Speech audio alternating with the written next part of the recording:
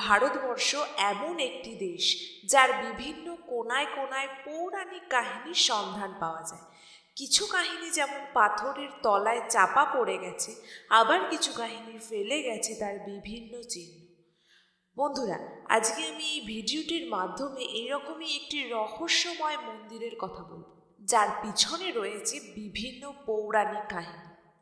হ্যাঁ, এমনই রহস্যময় মন্দির যেটা ছুঁতে আজও বৈজ্ঞানিকরা ভয় পায়। হ্যাঁ বন্ধুরা, আপনারা ঠিকই শুনেছেন, এই মন্দিরটি যেমন পুরানো ঠিক তেমনই উঁচু। এই মন্দিরটি নির্মাণ করা হয়েছে একটির উপর আরেকটি পাথর রেখে, এবং এই মন্দিরটি নির্মাণের সময় কোনো রকমের সিমেন্ট বা যাতে পাথরগুলি একে অপরের সাথে লেগে থাকে সেই জাতীয় কোনো আঠা ব্যবহার করা হয়নি।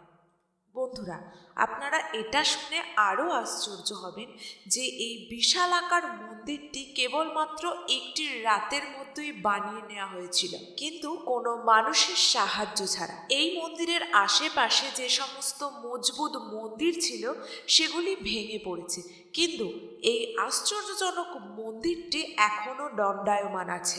বন্ধুরা, আজকে আমি এইরকমই একটি আশ্চর্যময় এবং বিচিত্র মন্দির সম্পর্কে আলোচনা করব এবং এর রহস্য সম্পর্কে জানব।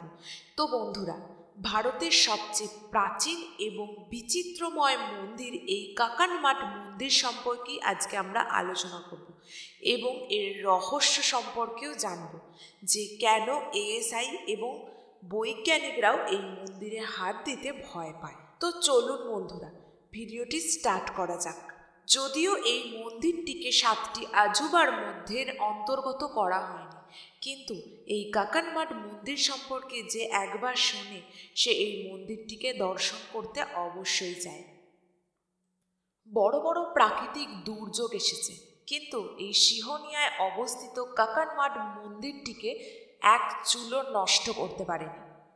এমনকি প্রাকৃতিক দুর্যোগের কারণে আশেপাশে অবস্থিত বিভিন্ন মজবুত ছোটোখাটো মন্দিরও ধ্বংস হয়ে গেছে, কিন্তু এই মন্দিরের উপরে কোনো রকমের কোনো প্রভাব পড়েনি।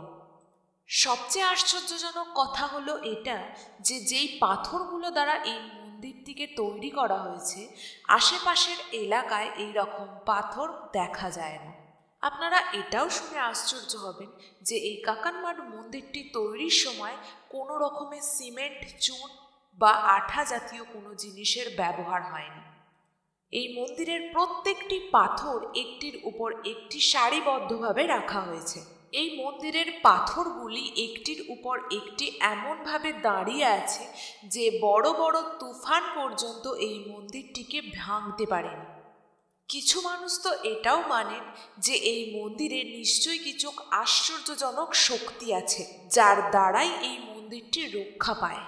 এই মন্দিরের একদম মাঝ বরাবর একটি পৌরাণিক শিবলিঙ্গ অবস্থিত আছে।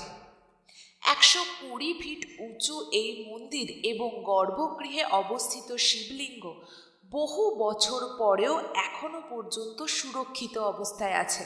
সবচেয়ে আশ্চর্যজনক কথা হলো এটা যে আশেপাশে সমস্ত মন্দির ভেঙে যাওয়া সত্ত্বেও কেবলমাত্র এই মন্দিরটি দাঁড়িয়ে আছে, তাও কোনো সিমেন্ট বা চুনের ব্যবহার ছাড়াই। কথিত আছে এই মন্দিরটিকে ভাঙার জন্য মুসলিম শাসকেরাও বিভিন্ন গোলা বারুদের ব্যবহার করেছিলেন, কিন্তু তা সত্ত্বেও গোয়ালিয়র চম্বল অঞ্চলে অবস্থিত সিহনিয়ার কাকানমাট মন্দির বুক ফুলিয়ে এখনো প্রকৃতির সাথে লড়াই করে দণ্ডায়মান আছে। এই কাকানমাট মন্দিরে ওঠার সিঁড়িতে খোদাই করা আছে এই মন্দিরের ইতিহাস সম্পর্কে। যদি আপনারা এটা পড়েন, এই মন্দিরের ইতিহাস সম্পর্কে অল্প বিস্তর জানতে পারবেন, কিন্তু এটার তুলনায় অনেক বেশি রহস্য লুকিয়ে আছে এই মন্দিরে অবস্থিত দেওয়ালের মধ্যে। রানী কাকনবতীর নামেই এই মন্দিরের নামকরণ করা হয়েছে কাকনমাট মন্দির, কিন্তু মন্দিরে ওঠার সিঁড়িতে যে মন্দিরের ইতিহাস খোদাই করা আছে সেখানে এরকম কথা নেই। সেখানে কোথাও উল্লেখ করা নেই কাকনবতীর নির্দেশ অনুসারেই এই কাকনমঠ মন্দির তৈরি করা হয়েছিল। এই মন্দিরের গঠন সম্পর্কে যে তর্ক বিতর্কগুলো আছে সেটাতে বলা হয়েছে একটি ফাঁকা ময়দানের মধ্যে পাথর এনে ভূতেরা মাত্র 1 রাতের মধ্যে এই মন্দির স্থাপন করেছিলেন। এখানে স্থানীয় লোকেদের কথা অনুযায়ী মন্দির তৈরির সময় সকাল হওয়ার আগেই কেউ উঠে পড়েছিল এবং সে গম ভাঙার চাক্কির আওয়াজে ভূতেরা মন্দির তৈরি অর্ধেক রেখেই সেখান থেকে চলে গেছিল। এখানে বসবাসকারী স্থানীয় লোকেদের এবং পুরাতত্ত্ববিদদের কথা অনুযায়ী যে ভূতেরা এক রাতে এই মন্দির স্থাপন করেছিল, এই কাহিনীর উপর ঠিকঠাক বিশ্বাস করা যায় না। এটাও বলা হয়েছে মন্দির পরিক্রমার পথটি আগে পাথরের তৈরি ছিল, কিন্তু মুসলিম শাসকরা সেটি গোলা বারুদের দ্বারা হামলা করে বিভিন্ন সময় নষ্ট করার চেষ্টাও করেছিলেন, কিন্তু তারা এই মন্দিরটি ভাঙতে পারেনি। এই মন্দিরটি সম্পর্কে এটাও বলা হয় যেই সালে এই মন্দিরটি স্থাপন করা হয়েছিল সেই সালে আরও বিভিন্ন মন্দিরও স্থাপন করা হয়েছিল। এই মন্দিরের আশেপাশে বিভিন্ন পাথর ছড়িয়ে ছিটিয়ে আছে। আবার এই পাথরকে নিয়েও দু রকমের কাহিনী এখানে আছে।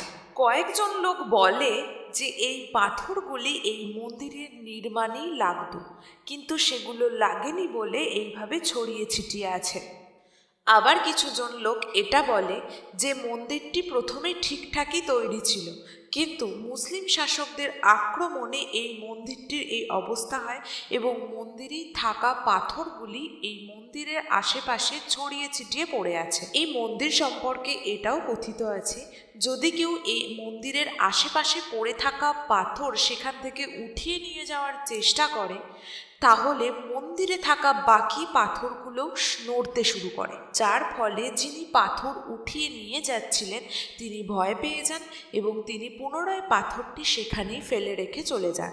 যদি মন্দিরটি আপনারা একবার দেখেন তাহলে আপনার মনেও প্রশ্ন উঠবেই যে মন্দিরটি যেন পড়ে না যায়, কিন্তু আশ্চর্যভাবে এই মন্দিরটি বিভিন্ন প্রাকৃতিক দুর্যোগের সম্মুখীন হয়েও বুক ফুলিয়ে এই প্রকৃতির বুকে দাঁড়িয়ে আছে। এই মন্দিরে শিবলিঙ্গ পুজো করার জন্য কোনো পুরোহিত নেই, কিন্তু এই মন্দিরটি গার্ড দেওয়ার জন্য পুরাতত্ত্ববিদদের কিছু গার্ড আছে। তারা রাত্রি হওয়ার পরেই পাশাপাশি গ্রামে গিয়ে থাকেন। এই মন্দির সম্পর্কে যে ভয় এবং আশ্চর্য হয়তো এই মন্দিরে ঝুলে থাকা পাথরগুলোর জন্যেই সৃষ্টি হয়েছে। যারা এই মন্দিরটিকে নিয়ে রিসার্চ করে তারাও এই মন্দিরটিতে হাত দিতে ভয় পায়। তারা ভয় পায় যাতে এই মন্দিরটি উল্টে পড়ে না যায়, কারণ মন্দিরটির পাথরগুলি এমনভাবেই একের উপর এক রাখা আছে যে কেউ সেটা দেখে ভয় পাবে। বন্ধুরা, আসলেই কি এই মন্দিরটিকে এক রাতে বানানো হয়েছিল, বা কেনই বা এই মন্দিরের রাত্রিবেলা কেউ থাকে না? আর সত্যিই কি এই মন্দিরটিকে ভূতেরা বানিয়েছিল? আর কি কারণেই বা আশেপাশের সমস্ত মজবুত মন্দির ভেঙে যাওয়া সত্ত্বেও এই মন্দিরটি এখনও দণ্ডায়মান আছে? এটা সম্পর্কে আপনাদের যা মতামত আপনারা কমেন্ট বক্সে অবশ্যই জানাতে পারেন। আশা করি আপনারা এই ভিডিওটির দ্বারা নতুন কিছু শিখতে পারলেন। যদি ভিডিওটি ভালো লেগে থাকে তাহলে চ্যানেলটি অবশ্যই সাবস্ক্রাইব করবেন, ভিডিওটিতে একটি লাইক দেবেন এবং আপনার বন্ধুদের সাথে ভিডিওটি অবশ্যই শেয়ার করবেন। ধন্যবাদ।